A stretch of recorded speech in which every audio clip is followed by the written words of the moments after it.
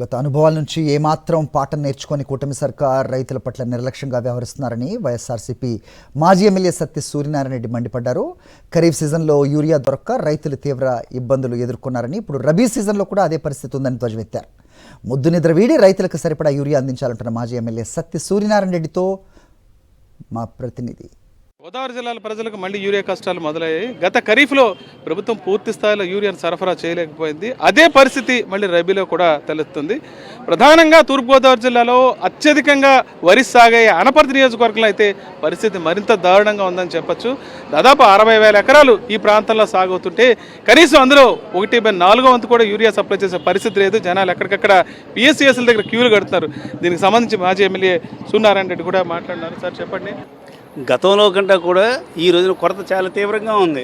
ముఖ్యంగా రైతులు అయితే చూస్తుంటే వాళ్ళ బాధ వర్ణనాతీతం.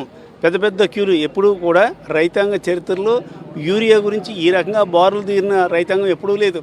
అదే కాకుండా ఒక 300 విలువ చేసే యూరియా గురించి వీడు 1000 రూపాయలు కూలిని పోగొట్టుకుని ఆ క్యూల్లో ఉండాల్సి వస్తుంది. రోజంతా ఉంటే కానీ ఒక బస్తా రావడం లేదు.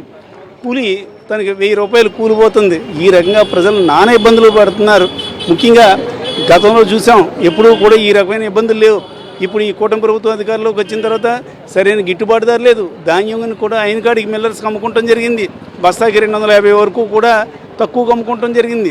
అంతేకాకుండా ఈ మధ్య ఎమ్మెల్యే రామకృష్ణారెడ్డి మాట్లాడుతూ ఏదో వైఎస్ఆర్ కాంగ్రెస్ వాళ్ళు చేసినటువంటి కుట్రని సిగ్గు లేకుండా మాట్లాడుతున్నారు. ఏదో ఆడలేక మధ్యలో అన్నట్టుగా వాళ్ళు సప్లై చేయలేక వైఎస్ఆర్ కాంగ్రెస్ పార్టీ పైన నెపం ఉన్నటువంటి ఎంతవరకు సమంజసమని ఈ సందర్భంగా తెలియజేస్తూ, యూరియా ఇంతంత క్యూలు ఉన్నా కూడా ఒక్క క్యూలు అయిన దగ్గరికి కూడా ఎమ్మెల్యే వెళ్ళలేదు. వెళ్ళుంటుంటే ప్రజల ఆగ్రహం ఏ రకంగా ఉందా, ముఖ్యంగా రైతుల ఆగ్రహం ఏ రకంగా ఉందా అనేది తను చవి చూసింది.